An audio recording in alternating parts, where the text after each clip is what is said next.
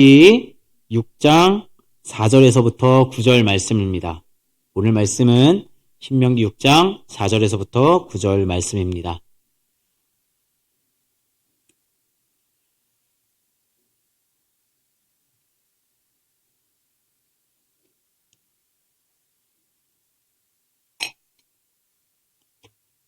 네, 다 쳐주신 줄 믿고 교독해서 읽도록 하겠습니다. 제가 먼저 읽겠습니다. 이스라엘은 들으십시오. 주님은 우리의 하나님이시요 주님은 오직 한 분뿐이십니다. 마음을 다하고 뜻을 다하고 힘을 다하여 주 당신들의 하나님을 사랑하십시오. 내가 오늘 당신들에게 명하는 이 말씀을 마음에 새기고 자녀들에게 부지런히 가르치며 집에 앉아 있을 때에도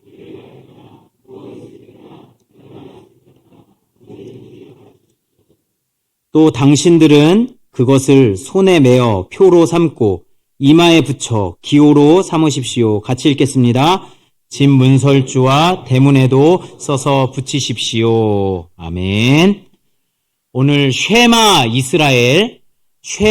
이스라엘이라는 제목으로 하나님 말씀 전하도록 하겠습니다.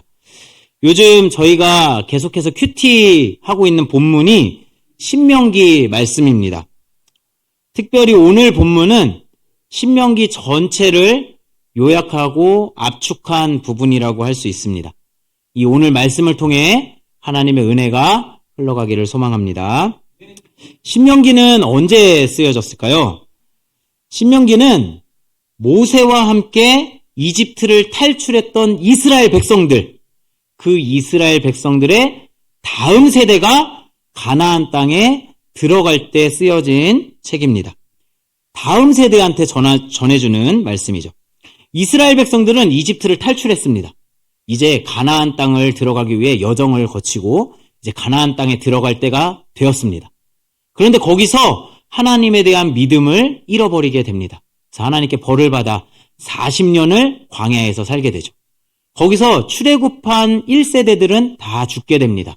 그리고 이제 그의 자녀들이 자라나서 이제 가나안 땅에 들어가야 되는 것입니다.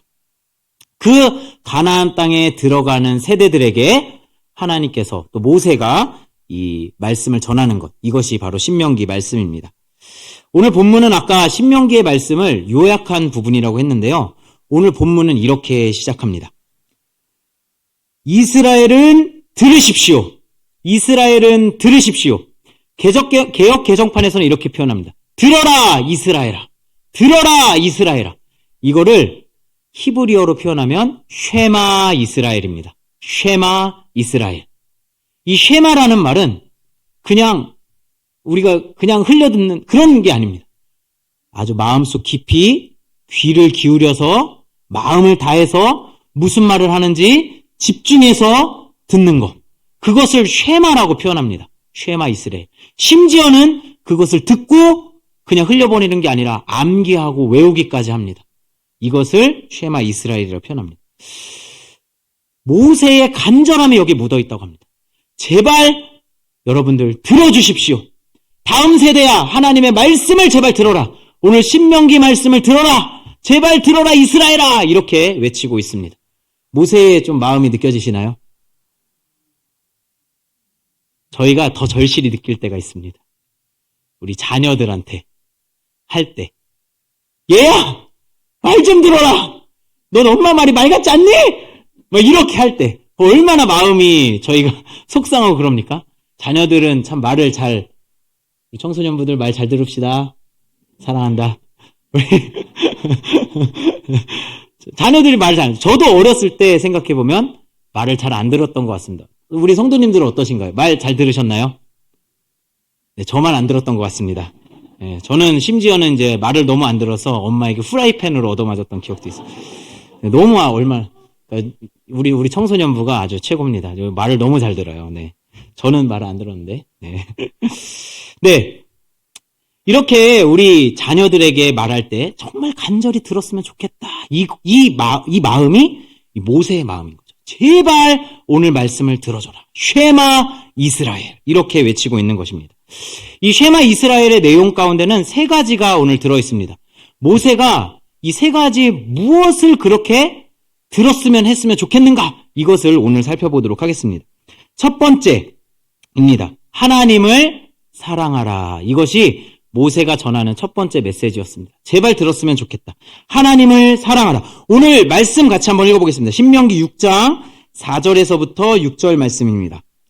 같이 한번 읽겠습니다. 시작. 이스라엘은 들으십시오. 주님은 우리의 하나님이시오. 주님은 오직 한 분뿐이십니다.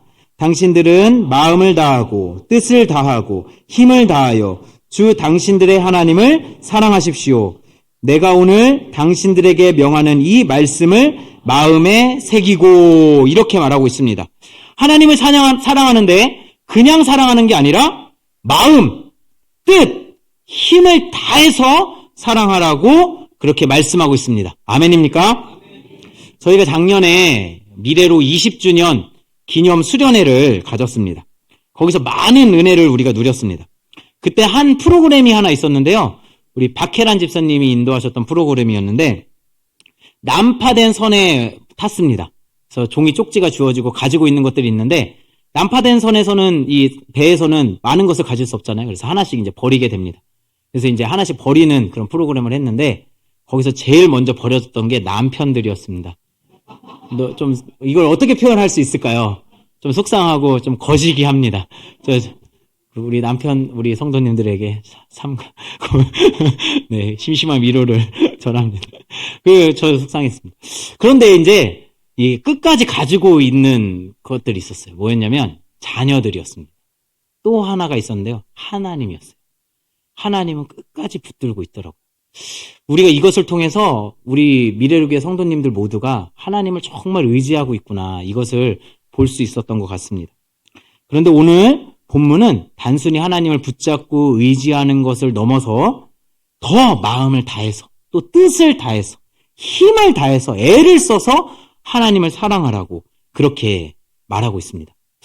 우리들에게 한번 질문해 볼 수 있습니다. 하나님을 사랑하십니까? 정말 마음과 뜻과 힘을 다해서 하나님을 사랑하십니까? 라고 대답했을 때 사실 선뜻 대답하기가 조금 마음에 어렵습니다. 그 한 분이 아주 이렇게 담대하게 대답하셨던 분이 있습니다. 성경에 나온 베드로 형님. 베드로 형님은 제가 죽기까지 주님을 따르겠습니다, 이렇게 했습니다. 그리고 배신했습니다. 이런 상황을 볼 때, 우리 삶을 또 볼 때 또 하나님을 온전히 다 사랑한다, 이렇게 고백하기가 참 쉽지는 않은 것 같습니다. 그럼 하나님을 정말 마음을 다해, 뜻을 다해, 힘을 다해 사랑한다라는 게 어떤 의미일까요? 먼저 인격이라는 거를 좀 살펴보려고 합니다. 하나님을 우리가 믿을 때 인격적으로 하나님을 만난다. 또 사람과 관계를 할 때 사람과 인격적으로 이제 교제를 한다, 이렇게 표현하잖아요. 그 인격이라는 표현 가운데 지, 정, 의 세 가지 요소가 들어있다고 생각이 됩니다. 지는 뭐죠? 지식, 지혜, 이런 지적인 영역이죠. 정은 뭘까요? 감정입니다. 감정, 정서. 그리고 의는 뭐죠? 의지, 힘, 뜻, 이런 것을 이제 담고 있습니다. 저희가 이제 지정이라고 했는데요. 저희가 친구를 사귀거나 어떤 연인을 사귈 때 요것을 많이 보게 됩니다. 먼저 어떻게 이제 처음에 이제 어디 수련회 가거나 막 하면 어색하잖아요. 모르는 사람이었으니까. 그래서 어떻게 합니까? 저희가 친해지려고 좀 친해지고 싶은데 이럴 때 어떻게 해요? 어디 사세요? 이렇게 물어보죠. 무슨 일 하세요? 어디 교회세요? 이렇게 이제 어떻게 하냐면 질문을, 그 정보를 조금 캐내는 질문을 합니다. 고향이 어디세요? 거기 사셨구나, 이러면서 이제 뭔가 연결이 되기 시작하죠. 이렇게 정보를 통해서 지적인 것을 알면서 이 교제를 하게 됩니다. 그리고 나서 어떻게 되죠? 이제 점점 더 친해지고 친밀함을 갖고 같이 많은 것들을 경험하게 되면 정서가 이제 좋아집니다. 어떻게 됩니까? 밤면 이렇게 편안해지고, 또 우정도 쌓이고, 신뢰도 쌓이고, 또 심지어는 사랑도 하게 되고, 이런 편안한 마음들을 가지게 되죠. 근데 거기서 더 나아가야 될 필요를 느낍니다. 이제 진짜 친해졌을 때 그때부터는 의지가 들어가기 시작합니다. 약속도 더 잘 지키려고 애를 써야 되고, 또 더 신뢰감을 주려고 애를 쓰고 해야 됩니다. 저희가 가정을 꾸려보면 알잖아요. 사랑해서 결혼했지만 지지고 볶는다는 표현을 쓰죠. 왜 그럴까요? 서로 힘을 내서 애를 써서 사랑을 해내야 되기 때문이죠. 이것이 인간과의 관계 속에서도 나타나는데 하나님과의 관계 속에서도 나타나는 거예요. 이거를 인격적인 교제라고 합니다. 그래서 하나님을 알아가고 경험하다 보면 하나님을 점점 더 사랑하게 되고, 그리고 하나님을 사랑할 때 우리의 죄를 성령의 능력으로 억누르면서 주님을 더 사랑하기 위해 애쓰는 것, 이게 이제 하나님을 더 사랑한다라는, 마음을 다하고 뜻을 다하고 힘을 다하는 인격적인 교제에서의 의미입니다. 이런 그 마음을 다하고 뜻을 다하고 힘을 다한다라는 의미를 우리가 좀 마음에 한번 생각해 봤으면 좋겠습니다. 이런 의미를 알았다면 그럼 이제 실행을 해야 됩니다. 그럼 어떻게 하면 하나님을 진짜로 더 깊이 있게 사랑할 수 있을까요? 그것이 오늘 본문이 전하는 두 번째 메시지입니다. 우리 본문 6장 8절에서부터 9절 같이 한번 읽어보도록 하겠습니다. 신명기 6장 8절에서 9절입니다. 같이 읽겠습니다. 시작. 또 당신들은 그것을 손에 메어 표로 삼고 이마에 붙여서 기호로 삼으십시오. 집 문설주와 대문에도 써서 붙이십시오. 두 번째 말씀은 이겁니다. 말씀을 통해 하나님을 알아가라. 말씀을 통해 하나님을 알아가라. 오늘 본문이 이렇게 말합니다. 당신들은 손에 메고, 이 말씀을 손에 메고 표로 삼아서 이마에 붙이고 다니랍니다. 그리고 문설주에다가도 붙이고 들어갈 때나 나갈 때나 그거를 보고 하여튼 집안 구석구석에 말씀을 다 놔서 말씀을 언제든지 마음에, 언제든지 삶 가운데 접해서 그 말씀을 통해 하나님을 알아가라고 그렇게 이제 설명을 하고 있는 것입니다. 종교개혁이 있었습니다. 마틴 루터가 종교개혁을 시작했다면 그 종교개혁을 거의 완성시키고 또 이끌어간 신학자가 한 분 있습니다. 바로 칼빈이라는 신학자인데요. 이분입니다. 칼에 빈 것처럼 날카롭게 생겨서 칼빈입니다. 날카롭죠. 지성이 아주 날카롭습니다. 그래서 이 칼빈이라는 신학자가 기독교의 교리를 잘 정리해서 쓴 책이 있는데 기독교 강요라고 합니다. 그 기독교 강요의 1장에 이렇게 얘기를 하고 있습니다. 성경에 대해서 말할 때 성경은 우리에게 두 가지 지식을 가르쳐준다. 하나님을 아는 지식과 인간을 아는 지식. 맞습니다. 성경은 우리에게 하나님을 알려줍니다. 또 하나님을 알려줄 수 있는 유일한 도구는 성경뿐입니다. 아멘입니까? 우리는 성경을 통해서 하나님을 알 수가 있습니다. 그래서 하나님을 알기 위해 마음에 계속 두고 말씀을 마음에 새기고 문설주, 안방문, 집방문, 들어갈 때 나갈 때 보일 수 있도록 화장실, 손목에 메고 이마에 붙이고 어디서나 말씀을 접해서 하나님을 알라고 그렇게 하는 겁니다. 저희가 아까 말씀드렸죠. 인격적인 교제를 할 때 알아야 깊은 교제 속으로 들어간다고 그렇게 말씀을 드렸습니다. 그래서 하나님을 사랑할 때 가장 중요한 우리의 실행, 그 부분은 하나님을 알아가는 것입니다.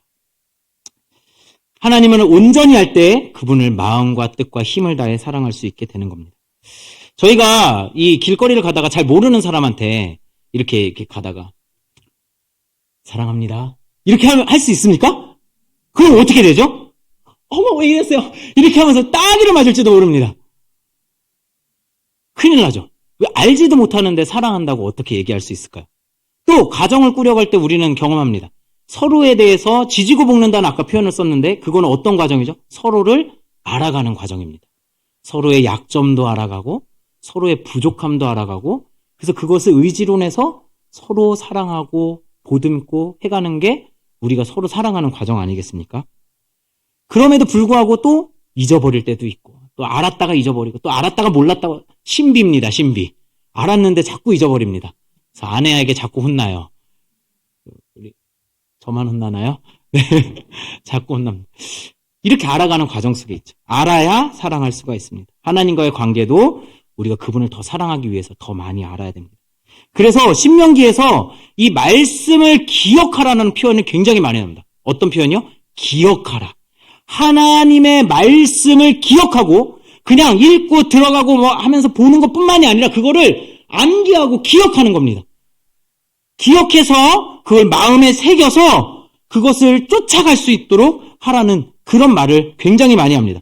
담임 목사님께서 이제 신명기 말씀으로 계속 새벽 예배를 인도하고 계시는데 그때 목사님이 이런 말씀하셨어요. 망각은 곧 죽음이다. 이 말이 제 마음속에 박혔습니다. 우리가 말씀을 잊어버리면, 하나님을 잊어버리면 우리의 생명의 불씨도 꺼져가게 됩니다. 오직 하나님을 붙들 때만 우리가 우리의 삶을 온전히 살아갈 수 있게 되는 줄로 믿습니다. 아멘. 우리가 말씀을 소중히 여겼으면 좋겠습니다. 우리가 많이 결심합니다.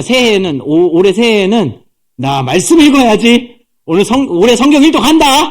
뭐 이렇게 결심합니다. 근데 1월만 지나면 레위기 진짜 힘들다. 레위기에 파묻혀서 계속 레위기에 머물러 있습니다. 그러면 안 되겠죠. 그래도 우리가 다시 결심하고 다시 다음으로 넘어가고 그렇게 우리가 말씀에 다시 한번 읽기로 결단하는 그런 오늘이 되었으면 좋겠습니다. 말씀을 통해서만 하나님을 알 수 있고 하나님을 알 때 온전히 사랑할 수가 있음을 믿습니다. 세 번째입니다. 우리 신명기 6장 7절 같이 한번 읽겠습니다. 세 번째 전하는 메시지입니다. 같이 읽겠습니다. 시작. 자녀에게 부지런히 가르치며 집에 앉아 있을 때나 길을 갈 때나 누워 있을 때나 일어나 있을 때나 언제든지 가르치십시오. 아멘. 바로 우리 자녀에게 신앙을 전수하라는 것입니다. 세 번째는 우리의 자녀를 제자 삼아라. 아멘.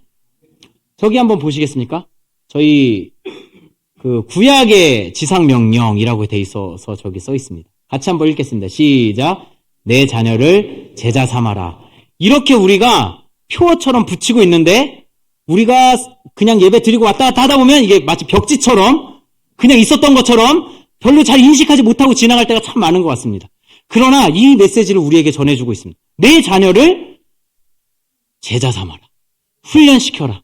교육시켜라. 신앙 훈련을 시키라고 그렇게 얘기를 하고 있습니다. 근데 어떻게 훈련을 시키냐? 7절에 이렇게 말합니다. 부지런히 가르쳐라.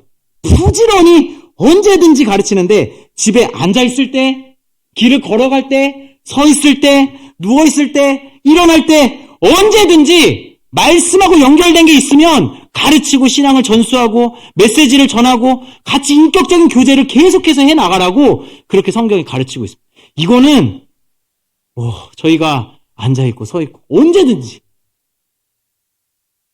그렇다면 우리가 우리 청소년들에게 적용한다면 어떻게 되겠습니까? 청소년들아 잘 들어라. 저는 그럼 언제든지 부모님이 하시는 신앙의 전수를 받겠습니다.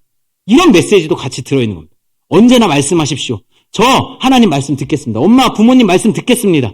이런 마음을 우리도 가져야 된다는 겁니다. 그래서 이것은 모든 세대가 하나님의 말씀을 전수하고 전수받는 그런 제자의 삶을 살 것을 요청하고 요구하고 있는 것입니다. 우리가 이렇게 자녀를 제자 삼는, 자녀를 제자 삼는 은혜가 있기를 소망합니다. 오늘 찬양이 있었습니다. 요게벳의 노래였죠. 요게벳은 모세의 엄마입니다. 그래서 이집트 왕 파라오가 이스라엘이 너무 강해지는 것을 염려해서 이제 이스라엘의 그 2살 아래의 남자아이들을 다 나일강에 던져서 죽게 만듭니다. 그때 이 요게벳은 3개월 동안 모세를 잘 숨기죠. 그런데 이제 3개월이 지나면서 애가 커지니까 숨길 수가 없게 됩니다. 그래서 이 아이를 나일강에 이제 띄워보낼 수밖에 없는 겁니다. 그때 이 말씀을 묵상하면서 연평한 씨가 이제 이 찬양을 이제 불렀습니다. 그래서 찬양의 가사가 이렇죠. 작은 갈대 상자 물이 새지 않도록 역청과 나무 진을 칠하네. 어떤 마음이었을까 그녀의 두 눈에 눈물이 흐르고 흘러. 나무 진을 칠하고 역청을 바르는데 나일강에 애를 떠나본다는 거는 사지로 내보낸다는 거예요. 이거는 어디 뭐 하나 도와줄 것 하나 없는 그곳에 애를 밀어넣는 겁니다. 근데 죽는 것보다 나으니까 어쩔 수 없이 눈물을 흘리면서 나무 진을 칠하고 제발 하나님의 보호하심에 이 아이가 있었으면 좋겠다 하는 마음으로 떠나보냅니다. 그런데 오늘 좀 더 집중하고 싶은 것은 이 뒷이야기입니다.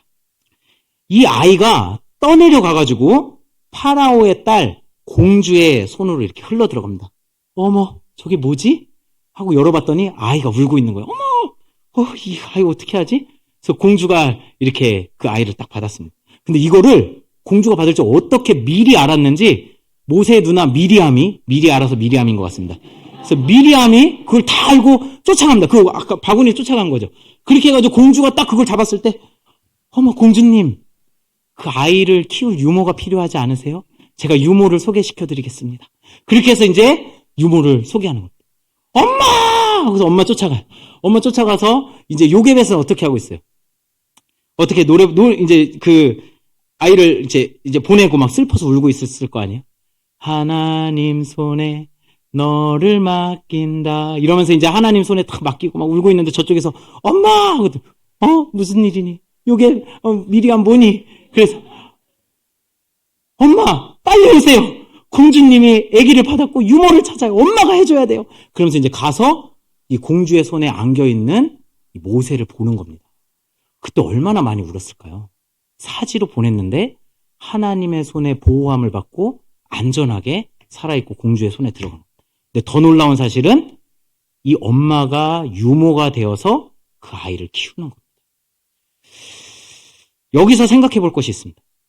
우리는 하나님 손에 자녀를 맡긴다고 고백합니다. 그런데 하나님께서 누구를 붙여주시는 거예요?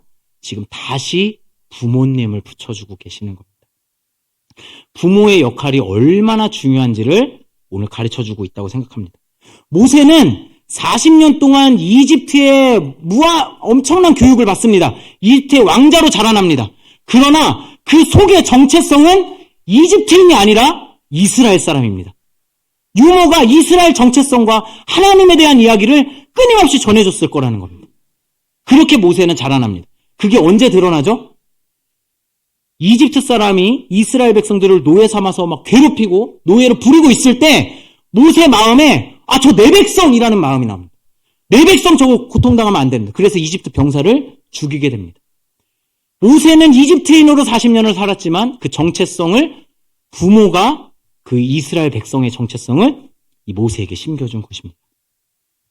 하나님 손에 맡기는 거 맞습니다. 자녀들을 그렇게 하나님 손에 맡겨야 됩니다. 그러나 그것을 책임지고 도와줘야 할 존재가 바로 부모님이라는 것을 오늘 본문을 통해서 가르쳐주고 있습니다. 부모가 그 자녀에게 신앙을 전수하고 정체성을 전수하는 것은 너무너무나도 중요한 일이라는 것을 우리에게 말해주고 있습니다. 그래서 광고가 하나 있습니다. 다음 주에 초등부 간담회가 있습니다. 우리 초등부 부모님, 초등부 자녀를 두신 우리 부모님들께서는 그 간담회 꼭 참석해 주셨으면 좋겠습니다. 아멘. 아멘. 네. 다음 주 1시 10분입니다. 네. 그리고 저희가 중요하게 여기면서 주일마다 하는 게 있어요. 주일 저녁마다 저희가 하고자 하는 게 뭐죠? 가족 목장입니다. 우리 새해가 시작됐습니다. 가족 목장을 다시 한번 우리 힘을 써서 한번 지켜봤으면 좋겠습니다. 가족 목장 가운데 인격적인 교제가 있고 서로에 대한 이야기가 있고 또 신앙의 전수가 일어날 수가 있습니다. 우리 가족 목장을 애써서 지켜서 그곳에서 신앙의 전수가 일어나기를 소망합니다. 이렇게 자녀를 교육한다라는 거, 제자 삼는다는 거 사실은 쉬운 일 아닙니다. 자녀가 저희 말 어디 잘 듣던가요? 저희 하진이도 잘 안 죄송합니다, 하진아. 하진이도 말을 잘 안 듣습니다. 어렵죠. 사춘기에 들어가면 더 어려운 것 같습니다. 개인적으로 신앙을 전수하기는 또 좀 쉽지 않은 것 같습니다. 또 현대사회가 다 맞벌이고 다 부모님들이 바쁩니다. 그러니까 진짜 쉽지 않죠. 그럼에도 불구하고 우리는 이 씨름을 해야 됩니다. 이 씨름을 하라고, 자녀들하고 씨름을 하라고 요청하고 있는 것입니다. 안 되면 교회 학교라도 데려다 놓으시는 겁니다. 한 번은 꼬실 수 있잖아요. 야, 용돈 줄게. 야, 엄마가 오늘 맛있는 거 사줄게. 교회는 꼭 갔으면 좋겠다. 야, 청소년부에 꼭 가. 초등부에 꼭 가. 야, 이렇게. 어떻게든 하여튼 꼬시든지 맞고 싶냐? 협박을 하든지 하여튼 별수를 다 써가지고 어쨌든 교회 학교에 데려오는 겁니다. 왜 그렇게 제가 강조를 하냐? 로마서 10장 17절에 이렇게 기록되어져 있습니다. 그러므로 믿음은 들음에서 생기고 들음은 그리스도를 전하는 말씀에서 비롯됩니다. 믿음은 말씀을 들을 때 생긴다고 얘기를 합니다. 듣지 않으면 아무 일도 안 일어납니다. 어떻게든 한 번이라도 들을 수 있도록, 어떻게든 말씀에 가까이 있을 수 있도록 저희가 힘을 쓰고 애를 써야 된다는 거죠. 내가 직접 전수하기는 어렵더라도 교회 학교나 주일 예배는 꼭 참석을 시키는 겁니다. 저희 초등부, 유치부 또 청소년부 우리 사역자들이 아주 열심히 그 말씀도 준비하고 프로그램도 준비하고 있습니다. 꼭 같이 함께 참여시켜 주셨으면 좋겠습니다. 지난주입니다. 지지난주죠. 신입생들이 이렇게 들어왔어요. 저희 청소년부에 이제 6학년, 초등부 6학년까지 이제 마치고 이제 신입생들이 들어왔어요. 얘네들이 오늘 왔니? 얘네들이 말씀을 듣는데요. 얼마나 열심히 듣는지 눈이 초롱초롱하고 그걸 다 받아 적는 거예요. 초등부에서 얼마나 훈련을 시켰는지 저 너무 대단했습니다. 이렇게 훈련된 자녀들은 말씀에 대한 사모함을 가지게 됩니다. 그러면서 우리 1학년들이 벌써 찬양팀 하겠다고 이렇게 지원도 했습니다.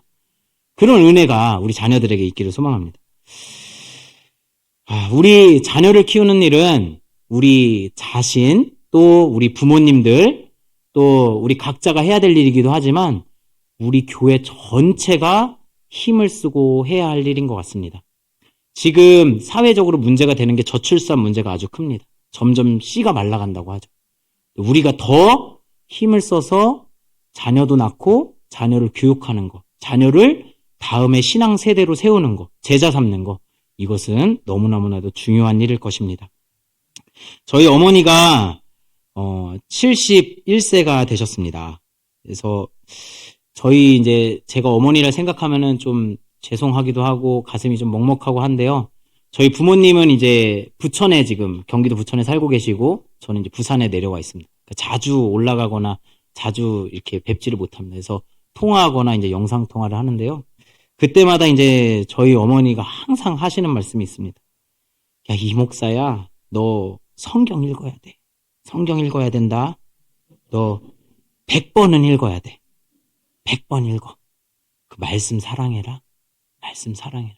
항상 말씀하시고. 전화통화 끝날 때면, 야, 이 목사야, 성경 읽어야 돼. 저 읽어요, 어머니. 그 읽어야 돼. 100번이라도 읽고, 사랑해야 돼. 이렇게 말씀하십니다.